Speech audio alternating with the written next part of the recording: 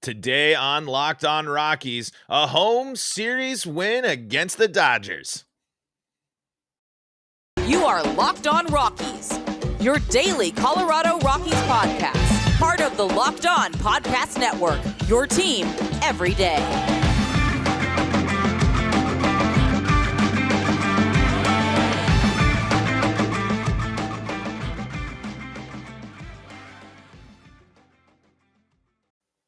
Rock on Rockies fans, welcome into the Locked On Rockies podcast for today, the 11th day of April. The Rockies open up the season at 2-1, a fantastic weekend of baseball in Denver. We're going to talk all about it right here on the Locked On Rockies podcast, your first listen of the day, which we thank you so much for. And we are proudly part of the Locked On Podcast Network, where you can find your team every day. We're talking Colorado Rockies baseball 5 days a week here on the Locked On Rockies podcast. I'm your Rockies fan extraordinaire, Paul Holden, bringing you breakdowns, analysis, and all sorts of coverage from around the beat reporters and all sorts of great stuff with the Colorado Rockies, because that's what we do. We talk Rockies baseball here every single day.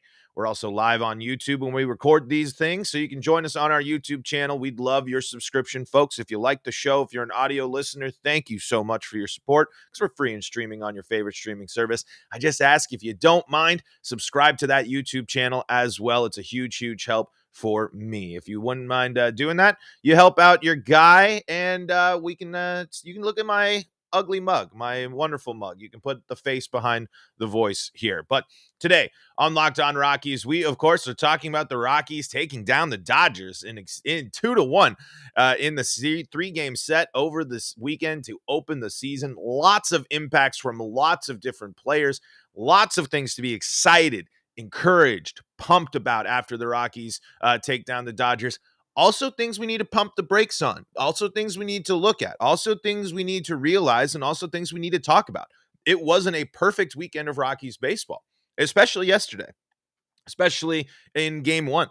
The Rockies played wonderful. The Rockies got great performances from a lot of people, but wind playing a factor, big errors, and things that we still have to keep in mind, and still remember that that is 3 games of 162 games of baseball. But let's dive in. I got to give a shout out here, Devin in the live chat. He did call this. He did say Dodgers. We'd beat the Dodgers 2-1. He's pumped up in the live chat this morning. He's saying life is great. Life is great if you're a Rockies fan. As the Rockies, I didn't know this until yesterday, until it was all said and done. The Rockies have beat the Dodgers in a home series for the first time since 2018. 2018. Holy smokes. I mean, folks, that's bad. That's really bad. That's really bad. And at least, I mean, I don't know if there's something that they paid attention to as the Rockies. I don't know if something they talk about. I don't know how much of a focus it is, but at least that awful stat is gone. Because let's be 100% clear. You cannot do that. You have to be better. If you're going to take down, if you're going to compete in this division, you're going to have to take down the best at home. And that's what the Rockies did this weekend. And they did it with a combination of everything. They had great starting pitching from German Marquez. They had, a good solid outing from Antonio Senzatella. Kyle Freeland looked really, really sharp until everything fell apart in that one inning. But the starters came out and showed that's what they're going to do. Hopefully Kyle Freeland, self-admittedly ran out of gas, he says, on opening day. But hey, then you know what? I mean, first start of the season. And if we can get more consistency, if we get more of what we saw early Kyle Freeland, then the Rockies are in for a good year from their middle of the rotation guy. It's going to be interesting to see now moving forward with the Rockies, now that we are getting to the back half of the rotation. Now we've seen German, we've seen Senza. Now we need to, and we've seen Freeland. And that would be, if it was normal, we'd be having this conversation now. But we're going to see another example of the middle of the rotation, and we're going to see what happens in Texas. This is going to be a big test here coming up today and the next couple of days in Texas. Back half of the rotation. on the road. Can the Rockies keep this positive momentum they generated at the beginning? Can they continue to get consistency from the bullpen, which I would say is probably the biggest shining star of the weekend. I don't think you can sit here and say that what Ty Block did last night or yesterday wasn't the wasn't the most impressive thing that you saw from the Rockies this weekend.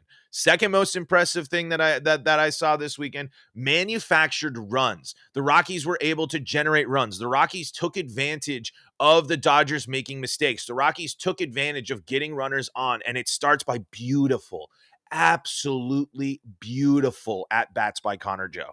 Holy smokes. Oh my goodness, folks. Connor Joe, I gotta continue. I'm trying to bottle up all of my hype because again, we the sample size is so small. We've seen hot starts from the Rockies before. We've seen stuff, but there's a lot to feel really good about, at least right now, and right in this immediate aftermath, and especially about Connor Joe. Connor Joe being the DH, first base, bouncing around, being there, being an impact in the lineup. He has to be in the lineup every day right now. Honestly, going forward, because holy smokes, did I love Connor Joe's approach at the dish. It's just so that's good hitting. Most people think that that good hitting is just, putting the ball in the play, hitting home runs, high slash line, but part of great hitting is your batter's eye and your ability to take pitches. And that was just such that's Connor Joe was just doing it so well this weekend. And if he can continue that, and if he's going to maintain that, man, he's just going to be such a dynamic factor for the Rockies. And his versatility, both on offense and his ability to give certain players rest for days and play around the field. The Rockies, man, that Connor Joe stuff is still looking great. But again, here it is. I'm taking it. I'm pouring it out. The grain of salt is in the hand. I'm taking it. Of course, grain of salt, first weekend. But I want to be excited. I mean, this is what the Rockies wanted to do. This is what the Rockies this weekend, this is what their plan was. This is why they went and changed house. They wanted to take a different approach they wanted to just see what these different players would bring to the team and be able to take a different approach on offense. The Rockies are so much more in a much better place without having the universal DH. Making the Raimel Tapia trade for Gerchek was a great move, honestly. I mean, Gerchek made a huge impact both offensively and defensively. He didn't have great swings, but he was able to put the ball in play. He made good things happen, and he contributed on defense. It's that, and the Rockies yesterday, it was a steal. It was a hit by a pitch. It was a stolen base. It was a hit. That's how you have to do it. The Rockies can't just sit there and wait for the long ball, but which they hit, which was great. The Rockies hit 3 home runs this weekend. At least maybe I'm missing one, but Elias Diaz, CJ Cron, and Connor Joe all connecting with massive home runs. And CJ Cron, I mean, that ball was crushed into the wind too. That ball was hammered. I mean, and especially late, Connor Joe comes in, huge home run as the bullpen keeps the Rockies in that game. And the bullpen comes in yesterday and is able to to go for a long relief day. And Ty Block surprises everyone. The Regis Jesuit alum. I mean, the hometown kid, another one. You can't not feel great about Rockies baseball after the weekend. But let's just remember, let's just talk ourselves. Let's just keep reminding ourselves, because it wasn't perfect this weekend. It was not perfect this weekend. It beating the Dodgers always feels perfect, but there is some stuff we need to talk about, and we are going to chat about that here in just a second. But first, today's episode is brought to you by BetOnline. BetOnline.net is your number one source for all your betting stats and sports info. Find all the latest sports developments, league reviews, and news, including this year's basketball playoffs and the start of the Major League Baseball season. BetOnline is your continued source for all your sporting wagering information, from live betting to playoffs, esports, and more. Plenty of cool stuff that you can go check out there. Plenty of lines on the Rockies. Like I said, I don't know how much of the future stuff is still active. It might have closed, but They had all sorts of great off-season lines for Major League Baseball as well at BetOnline.net. So they got you covered all season long, and they'll get you covered for your next favorite sport or the next big sporting event that you want to place a little money on. BetOnline.net is the place for you. Head to the website today or use your mobile device to learn more about the trends and actions at BetOnline. That's BetOnline.net. BetOnline, where the game starts. So it wasn't perfect for the Rockies this weekend. Defense is something I am still concerned about with the Rockies. I know Chris Bryant had that ball get caught up in the wind. I know it played a factor. I still think that's something. I mean, it's not a good sign. It's just he's gonna have a lot. The communication between outfielders was suspect at a lot of times, and of course, something we talked about, something we were focused on and discussed is Charlie Blackmon in right field. I just feel so much more confident about the defensive product the Rockies had on the field yesterday. Of course, I want Charlie Blackmon's bat in the lineup as long as he looks a little bit better on fastballs. Charlie had some ugly at bats this weekend. I'm not down completely on Charlie Blackmon, but Charlie Blackmon didn't get off to the start that I'm sure he was hoping for, but it's still going to be. He still picks up a hit in the first game. It's not like he's going hitless. It's just I was worried about him and the fastballs. It looked like fastballs were still giving him trouble, especially in the second game of the set. It was just it's. I just want to be careful. I just want us to be noticing what's up with Chuck, and I just want the Rockies to be smart. And apparently, according to Thomas Harding already, there's already 2 days ago already reports of Charlie Blackmon being ready to embrace the DH, because I think that's going to be good for Charlie. I think if Charlie can just focus in and instead of having to worry about being the everyday right fielder. You've played right field you've played your outfield your whole career. You can play the position, but your biggest contribution to the Rockies is going to be on offense. He was costly on defense for the Rockies this weekend.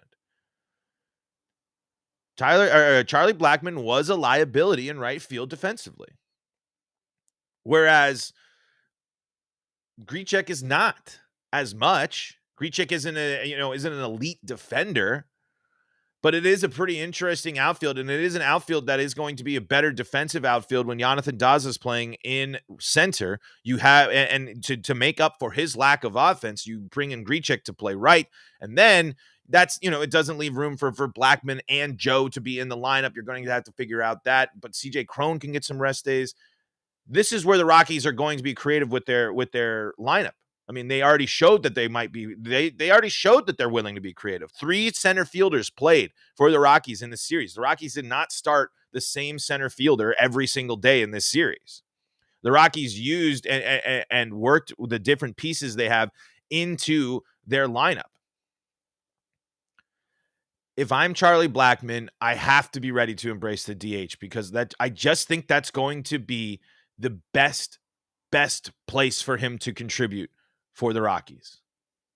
I don't want to see him jumping into the wall anymore. I don't want to see him I just don't want to have the hesitation feeling in my stomach of watching a fly ball, a line ball, something in the gap, something hard hit, something fast, and having Charlie Blackmon be the one that's going to reel it in. I mean, I know he's going to throw it. I know he's got an arm.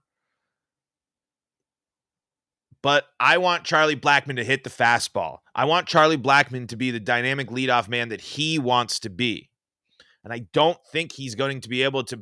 I think at this stage in his career, he's going to have to just start looking at it as, let me contribute in the best possible way. And that's going to be on offense. Let me focus on that.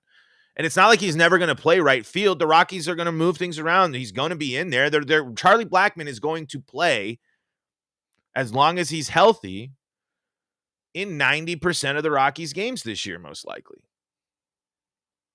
I just hope that he understands that the role of the DH is a better one for him. But I also know that Connor Joe needs to be in the lineup. CJ Cron needs to be in the lineup. It was a big win yesterday.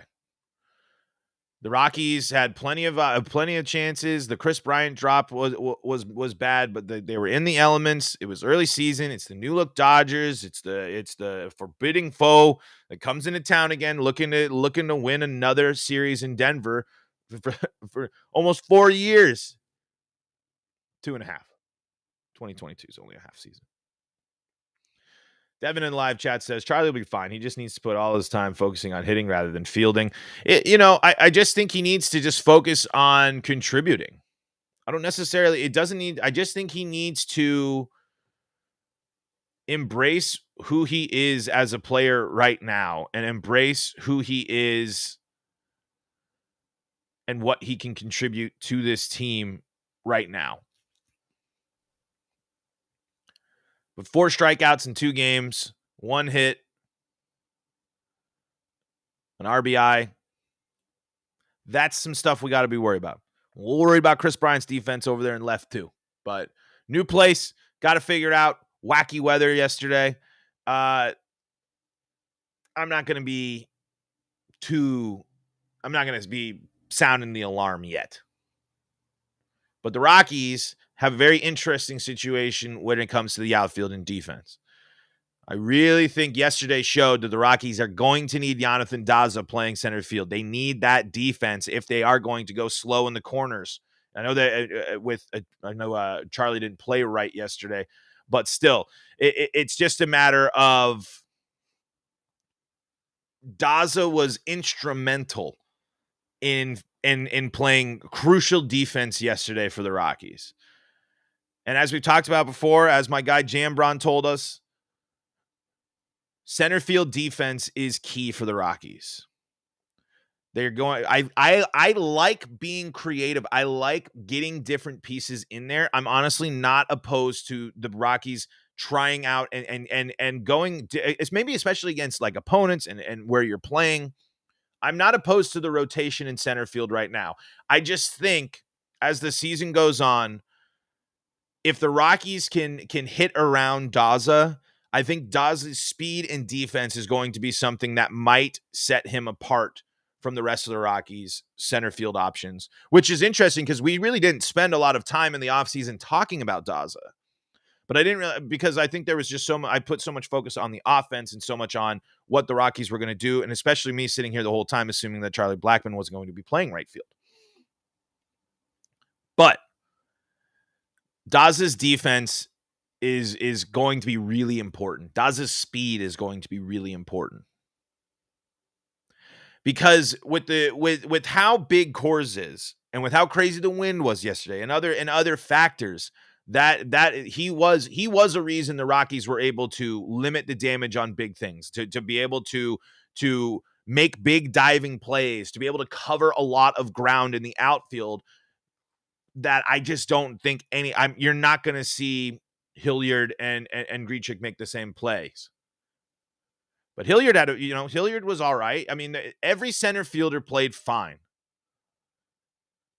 I'm hoping Rendell gets a little bit better of an approach at the dish, but that's all right. We kind of knew that going in there. So yeah, tons of pros and tons of things to be excited about. But those were some of the things that I saw that I wanted to keep an eye out. Rockies did strike out a lot this weekend too. Not everyone they still were able to score. The Rockies, of course, were going up against a great pitching staff as well, beginning of the season. But I'm always going to be watching for strikeouts. Always going to be keeping an eye on that, because if the Rockies are able to get on base and do what they are and manufacture runs like they did with a hit by pitch, which led to a stolen base, that is how the Rockies will beat the Dodgers this season. If you can mimic and replicate this success this week from this weekend and continue to go things on, you will surprise people. You will lose close games. You will get beat by better teams sometimes. But if you're able to take the confidence and take the ability and you're able to turn to someone, and if the Rockies actually have solid middle relief help right now, if Block is able to take that performance and it's consistent, even if it's just like half as good as how good he was yesterday, however you want to phrase it. It's exciting. Some of these, there's a reason Ty Block made the roster.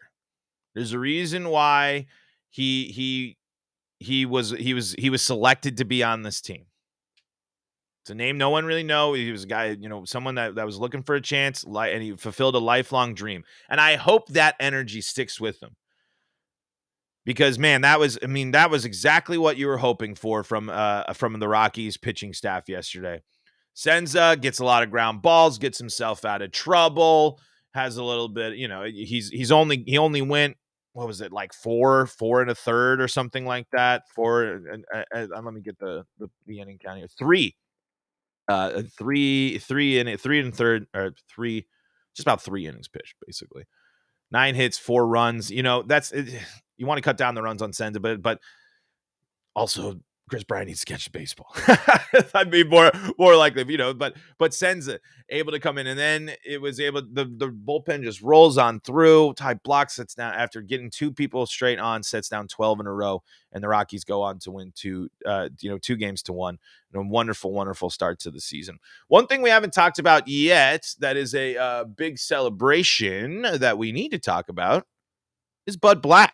But we'll talk about Bud Black in just a moment, because I got to tell you about the thing for your snacking habits. Folks, ditch the candy bars. Get rid of the, 300 plus calorie, multiple dozens of grams of sugar.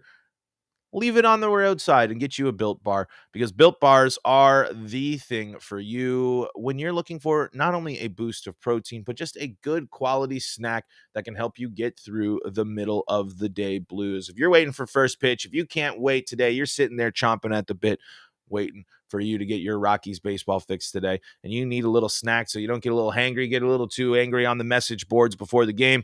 Get you a Built Bar. They're covered in 100% real chocolate. They are low calorie, high protein, and you can see the macros for yourself, and you're going to be blown away. High protein, low calorie, high fiber, and low carb. Most Built Bars contain 130 calories, 4 grams of sugar, 4 net carbs, and 17 grams of protein. And there's so many delicious flavors for you to enjoy, and you can check them all out at Built.com. And when you head to Built.com today, you can use the promo code LOCKED15, and you'll get 15% off your order. Use promo code LOCKED15 for 15% off at Built.com. That's promo code LOCKED15 to get 15% off your order at Built.com.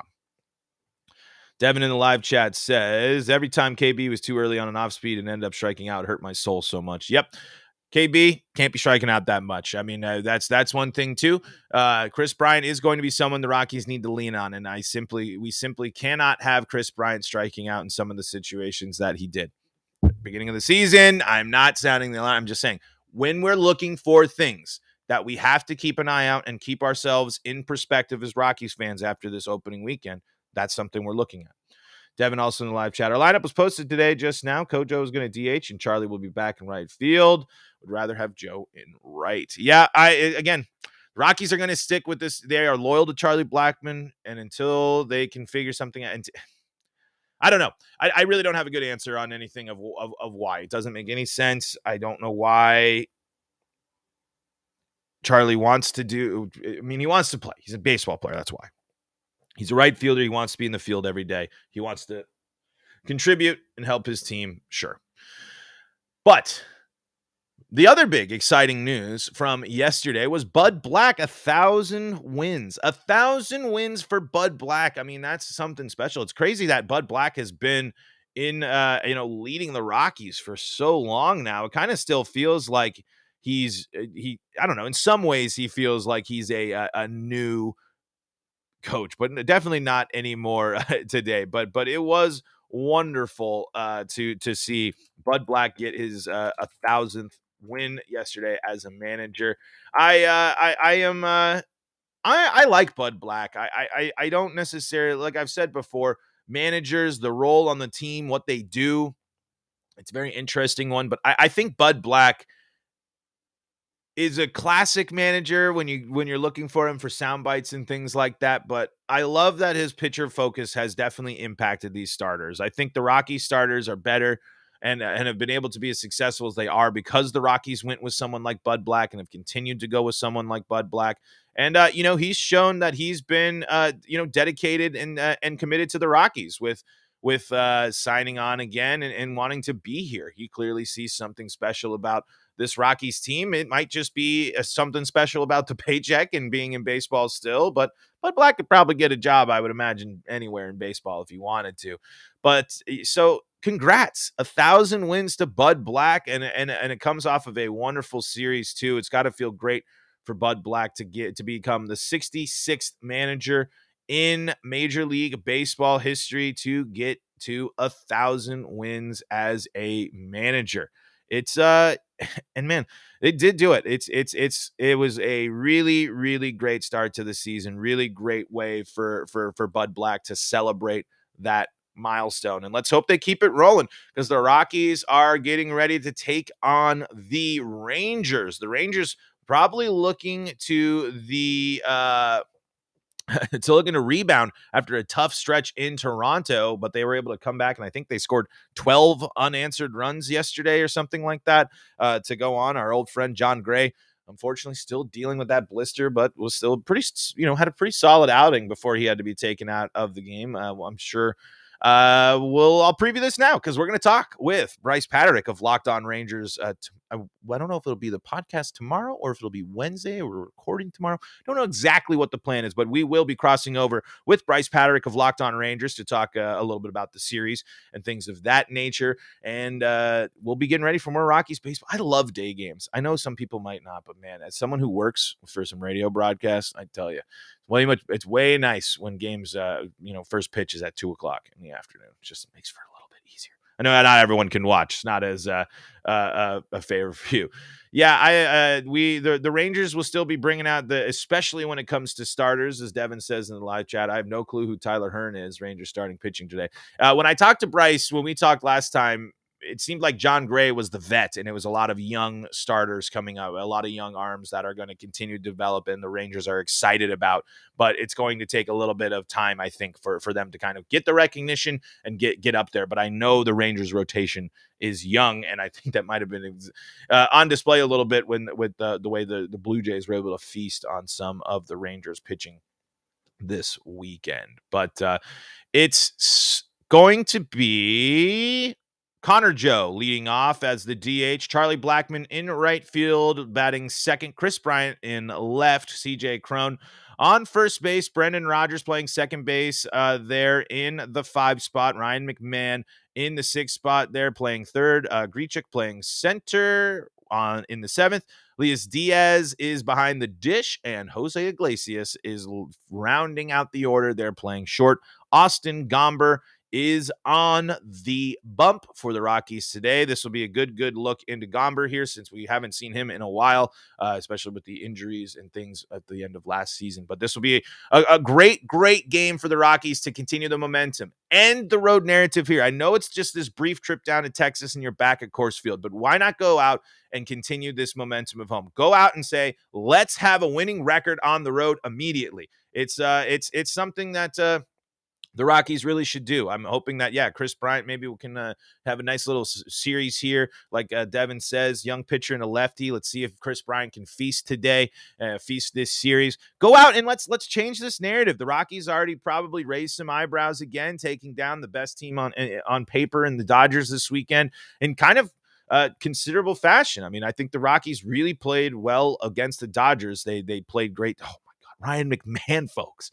Ryan McMahon. I mean, the defense, yes. I mean, the Rockies played some incredible defense, as well as some shaky defense. It's kind of crazy that you look at some of the Rockies players and their defensive abilities, and you're just like, wow. And then you look at other Rockies players and their defensive abilities, and you're just like, wow. it's a pretty big range, I think. But the Rockies, nonetheless, exciting weekend, and that should be another great series here in Texas, hopefully. But it's great because it's more Rockies baseball, and we're just getting started. I mean, there's so much more baseball, so many things to dive in. I'm sure that we're going to hit some lows. We're going to hit some struggles of the season. The Rockies are going to be frustrating. But hey, the Rockies did show that I do think the end of, as much as it hurts fans, as much as it was hard, as much as it was frustrating, as much as all of that stuff sucked, it was nice to see this new team come out, go take on the Dodgers, and be successful and get contributions from new faces. Your Grichiks, your blocks. Connor Jones comes in. CJ Crone shows why he gets the extension. Same with Diaz. I mean, and then your other players, that all the players that basically got signed, signed contract stuff, all that stuff made an impact this weekend. And that was awesome. The Rockies played great baseball this weekend. The Rockies started off the season great. Now, here's the thing. Here's the biggest thing we have to tell ourselves, especially as Rockies fans. We've seen hot starts. We've seen good performances against good teams. We've seen especially good performances at home.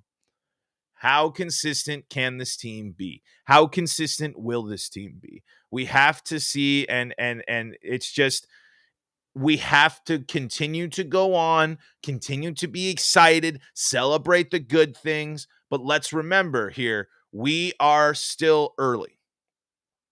But there was a lot to be excited about. There was a lot that I'm sure Rockies fans, and I bet you Dodgers fans, were excited to see. I did love the fact that a Let's Go Dodgers chant breaks out and Rockies fans came back and hit back. I love the fact that Dodgers fans were leaving the game early in droves, and you could see it on the broadcast. That stuff matters, folks. That means there's a new energy, there's a new life, because those Dodgers chants, those Giants chants, all that stuff were loud last year. Loud. I don't think anyone can sit here and say that Rockies fans were able to make an impact at home games sometimes.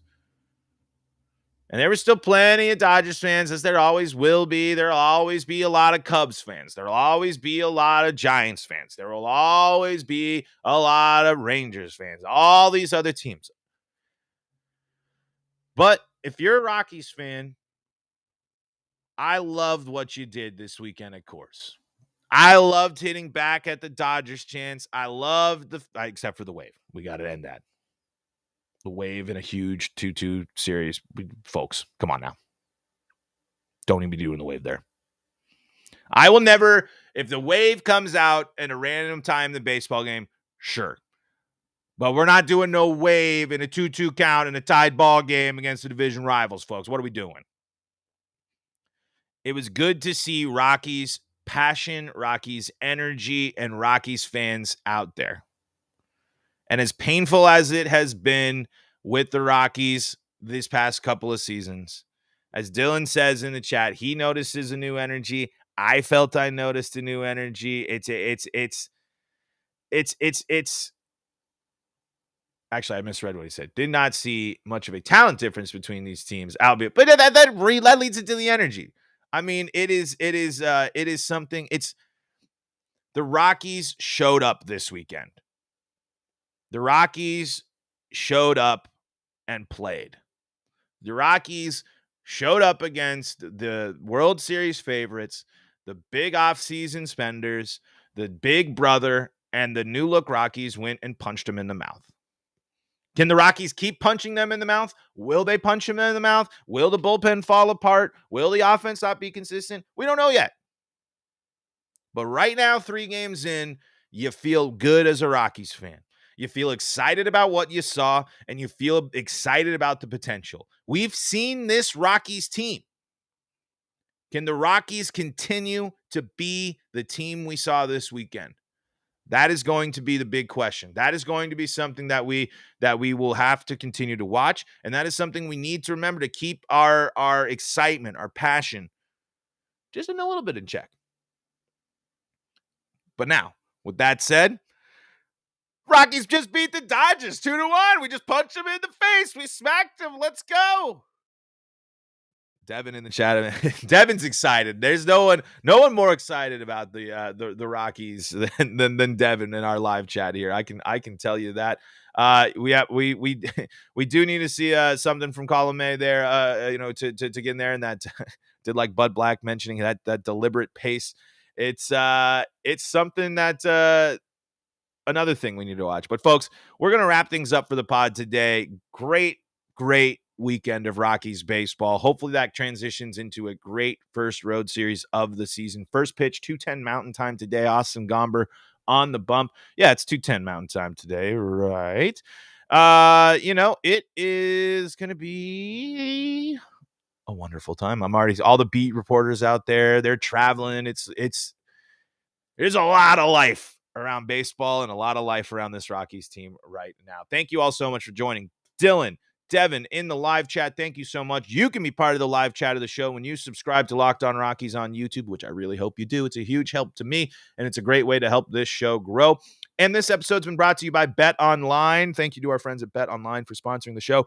Go make Locked On MLB Prospects or Locked On MLB your second listen of the day. You can stay up to date with all things going on in Major League Baseball with the walking baseball encyclopedia, Paul Francis Sullivan. Please call him Sully. And you can stay up to date with all things baseball prospects with Lindsey Crosby. Who's got called up? Who's making impacts on rosters on opening week so far? And, we had a wonderful, wonderful time here on the Locked On Rockies podcast. Thank you for making us your first listen of the day. Stay up to date with all things Colorado sports with the Locked On Broncos, Avalanche, Nuggets, and Rockies podcast. It's playoff time for the Nuggets and the Avalanche. So let's get ready. Stay up to date with all things there. And certain perfect first pitch thrown by the new Broncos quarterback, Russell Wilson, and Rockies legend. Whew. Guys, I'm excited about Rockies baseball, but boy, oh boy, am I excited for Broncos football. Folks, that's going to do it for me today. Thank you all so much. We'll see you tomorrow. This is Paul Holden saying so long.